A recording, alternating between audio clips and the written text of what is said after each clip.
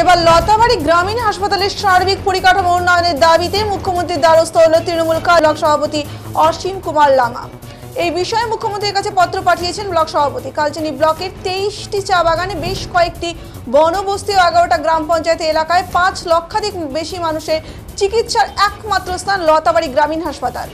প্রত্যন্ত বনবস্তি ও চাওয়ালা এলাকার বাসিন্দারা এখানে আসে চিকিৎসার জন্য। এই হাসপাতালটিকে রাজ্য সাধারণ হাসপাতালে উন্নত করবার দাবি জানিয়েছে তৃণমূলের কালচিনি ব্লক সভাপতি এবং সম্প্রতি এই বিষয়ে তিনি মুখ্যমন্ত্রীর কাছে চিঠি পাঠিয়েছেন। এই বিষয়ে কালচিনি ব্লক তৃণমূল সভাপতি অসীম কুমার লামা জানান, কালচিনি একটি হাসপাতালে লতাবাড়ি গ্রামীণ হাসপাতালের ব্লকে অন্য কোনো হাসপাতাল নেই। আর এই হাসপাতালে চিকিৎসকের অভাব, বেড সংখ্যা কম, সব থেকে বড় আধুনিক চিকিৎসা পরিকাঠামোর অভাব। এর জন্য সাধারণ অসুখেও এখান থেকে জেলা হাসপাতালে রেফার করা হয়। আর এর জেরে সমস্যায় পড়তে হয় চা বলায় বনবস্তি এলাকার বাসিন্দাদের। কেননা জেলা হাসপাতাল এখান থেকে অনেক দূরে, অনেকের কাছে জেলা হাসপাতালে নিয়ে যাওয়ার গাড়ি ভাড়া থাকে না।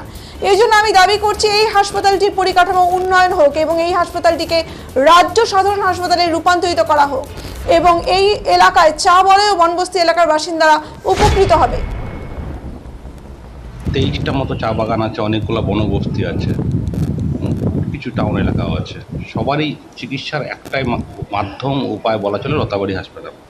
এবং কিছু হলেই গর্ভবতী মহিলা অনেক কিছু হলেই অনেক দূর আলিপুরদুয়ার, অন্য কোনো রাস্তা নেই।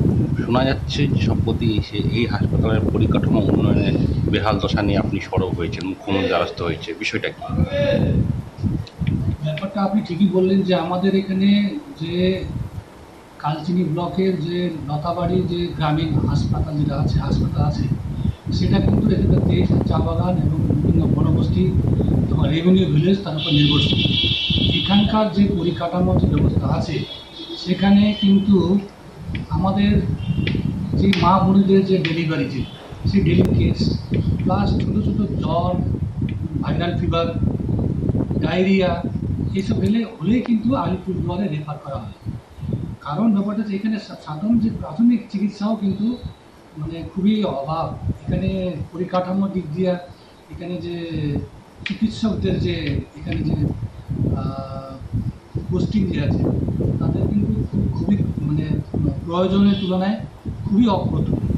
আরেকটা কথা হচ্ছে এখানকার যে চিকিৎসা ব্যবস্থা, যে আধুনিক চিকিৎসা ব্যবস্থাকে যদি আমরা যদি আজকে আপগ্রেড না করা হয়, এই গ্রামীণ হাসপাতালের যে পরিকাঠামোকে যদি আমরা রাজ্য সাধারণ হাসপাতালে যদি উন্নীত না করা হয় তাহলে মানুষ কিন্তু উন্নত স্বাস্থ্য পরিষেবা থেকে বঞ্চিত হচ্ছে। তাই আমি সেই জিনিসটাকে মানুষের অসুবিধাকে উপলব্ধি করে আমি গত 9 তারিখে আমাদের রাজ্যের মাননীয় মুখ্যমন্ত্রী শ্রীমতী মমতা বন্দ্যোপাধ্যায়কে আমি এই হাসপাতালকে রাজ্য সাধারণ হাসপাতালে উন্নীত করার জন্য একটা আবেদন করেছি। তো সেই আবেদনে আমি বলেছি এখানে এমআরআই আর হচ্ছে যে আমাদের যে সিটি স্ক্যান আর ব্লাড ব্যাঙ্ক, বিভিন্ন রকমের মানে স্পেশালিস্ট ডাক্তার তাদের এখানে পোস্টিং করতে হবে এবং এই হাসপাতালকে আরও স্টেশন হসপিটাল বিল্ডিংটাকেও আপগ্রেড করতে হবে এবং বড় এক্সটেনশন করতে হবে।